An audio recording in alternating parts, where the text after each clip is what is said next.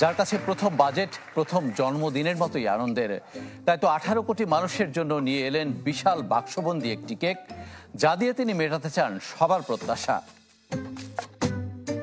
কিন্তু তার এই প্রত্যাশার হাসি যেন ম্লান হয়ে গেল বাক্সটি খোলার পর। কেননা কেকের আয়তন যে ভীষণ ছোট।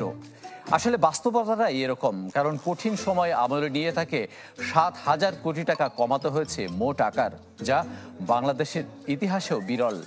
তাই চিন্তা, কিভাবে এই সীমিত সম্পদ দিয়ে পূরণ করবেন জন আকাঙ্ক্ষা। ছোট্ট এই কেকটি তাকে ভাগ করতে হলো কঠিন হিসাবের মধ্যে, কিন্তু সঙ্গত কারণেই তাতে খুব একটা নতুনত্ব আনতে পারেননি তিনি। কারণ ভাগ করতে না করতেই সবচেয়ে বড় অংশ ছিনিয়ে নিয়েছে জনপ্রশাসন খাত। অন্যদিকে সুদ পরিশোধে চলে গেছে দ্বিতীয় সর্বোচ্চ অর্থ। এছাড়া চিরায়ত নিয়মেই অন্যান্য খাতেও দিতে হয়েছে বরাদ্দ। তাই সাধারণ মানুষ কিংবা শিক্ষা স্বাস্থ্যের মতো প্রয়োজনীয় জায়গায় খুব একটা নজর দেওয়ার সুযোগ ছিল না অর্থ উপদেষ্টার। তবু গরিব মানুষের জন্য সহানুভূতিশীল অর্থ উপদেষ্টা একেবারেই ভুলে যাননি তাদেরকে। সব খাতে দেওয়ার পর অবশিষ্ট কেক দিয়ে তিনি কিছুটা সন্তুষ্ট করার চেষ্টা করেছেন পিছিয়ে পড়া জনগোষ্ঠীকে, যা উঠে এসেছে তার বাজেট বক্তৃতায় কিছু খাতে ভাতা, বরাদ্দ ও উপকারভোগী বাড়ানোর মাধ্যমে। দায়িত্বের শুরু থেকেই ফাঁকিবাজ করদাতাদের বিরুদ্ধে এক হাত নেওয়ার কঠোর ঘোষণা দিয়ে আসছেন অর্থ উপদেষ্টা। তারই ইঙ্গিত স্পষ্ট করলেন বাজেট বক্তৃতায়। জাল বিস্তৃত করে আটকানোর ঘোষণা দিলেন সামর্থ্যবানদের।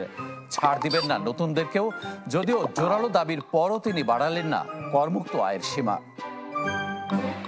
এবারের বাজেট ঘিরে বাড়তি প্রত্যাশা ছিল ব্যবসায়ীদের।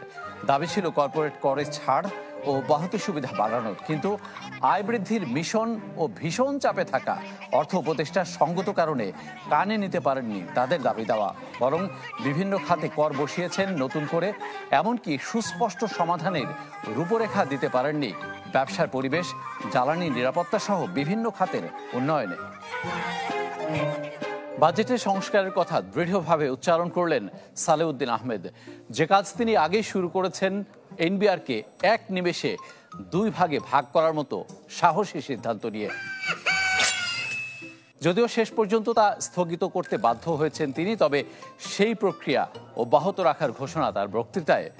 সাথে ব্যাংক খাত সংস্কারেও দিয়েছেন পরিবর্তনের আভাস।